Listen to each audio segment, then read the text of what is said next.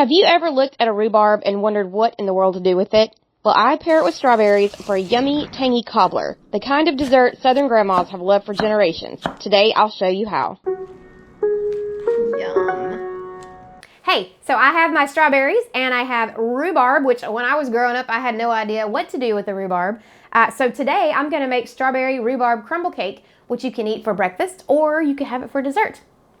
I'm Jenny Kate, the plant-based Southerner. Welcome to my kitchen. All right, so start with about a cup or 3 of strawberries. I generally use about 3 cups of strawberries and just 1 or 2 stalks of rhubarb, maybe a cup, but you don't need more than that because they're very, very tart. So you can chop your strawberries any way you want to, but the reason why we're doing this now is because it's strawberry season, and I love strawberry season. And I love strawberries in any way you want to do strawberries. So this year I'm working on strawberry and rhubarb because I've always wanted to know what in the world to do with a rhubarb, right? Like, who knows what to do with a rhubarb? I'm sure some professional chefs would love it, but I never knew what to do with the rhubarb except throw it in a pie when I was growing up. So we're gonna throw it in a cake today, and that will be lots of fun.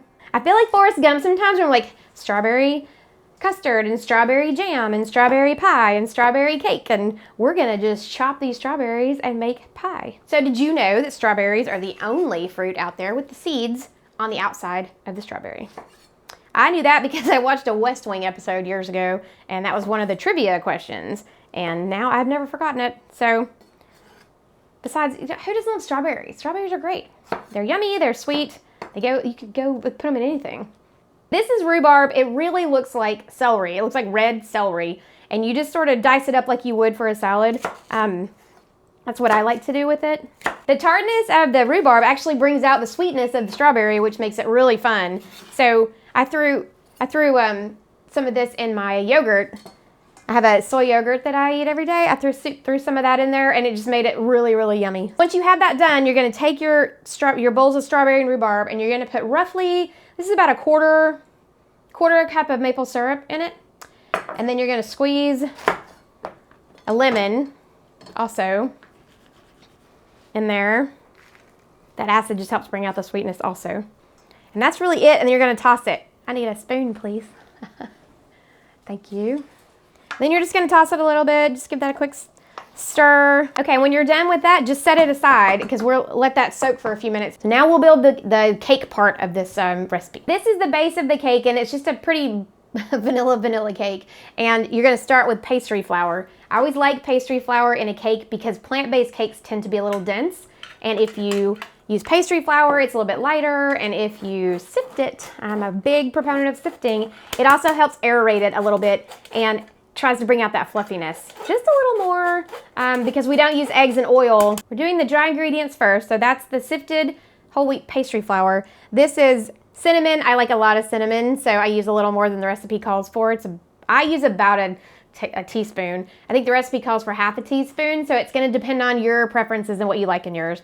Baking soda, baking powder, that's it. So put all that together and mix it just a little. This also has a pinch of nutmeg in it, which is really nice. Set that right over here because now we're gonna do the wet ingredients. This is roughly, what is it? 3/4 a cup of soy milk. I like to use soy milk because there's more fat in it, with a teaspoon of vinegar, apple cider vinegar, because I want a buttermilk. This and the banana also help make this a little less dense than it would if we actually used, an egg. But we're not gonna do that. So a little bit of vanilla, it's about a teaspoon of vanilla.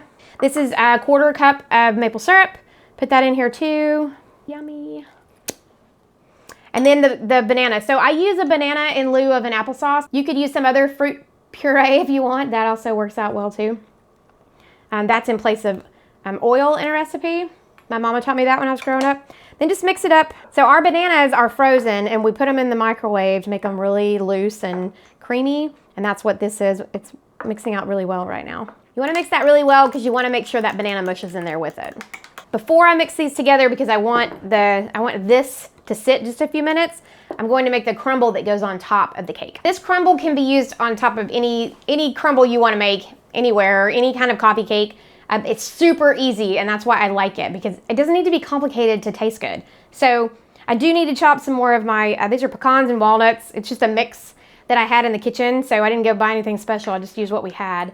It's about half a cup, but it does need more chopping. If you are suffering from heart disease, however, just skip the nuts. Dr. McDougall and Dr. Esselstyn and all those guys would tell you just don't do the nuts. So the crumble's still good with just the oats. Okay, so these are nice and chopped up.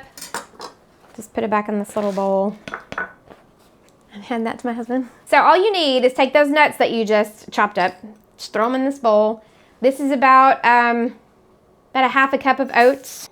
This is a quarter cup of flour, whatever kind you want, doesn't matter. And then this is about a tablespoon of maple syrup, and that is all you need. I need a spoon, however. Just give that a quick mix like this. If you want, you can also add cinnamon to this. I generally do that from time to time, about a teaspoon works. Okay, that's it.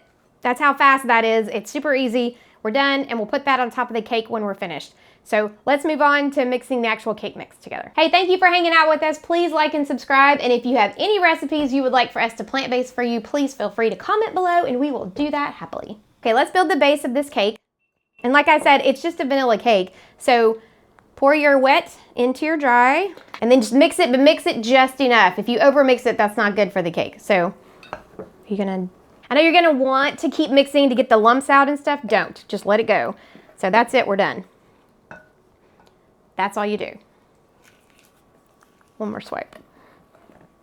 And yes, there'll be lumps, that's totally fine. So just take your pan, it's an 8-inch pan, pour this in here. Now unless you wanna lick the bowl, just take your spoon and, you know, get all that out. So why are we doing strawberries? Well, strawberries, or any berries, have what's called anthocyanins in them, and they help reduce inflation in your body. So the more berries that you can eat, the less inflation that you have. That has been proven in study after study after study. And they just taste good. So eat as many berries as you can. They're good for your heart, they're good for your inflammation, they're good for antioxidants, they're good for all kinds of stuff. So just eat berries. And that's why we're doing this today. We're gonna put the berries in the middle, and when it cooks, the cake is gonna cook up around the berries, which makes it kind of fun because now you've got berries all in the middle of this cake with the crumble on top of it. So I'm going to take my berries.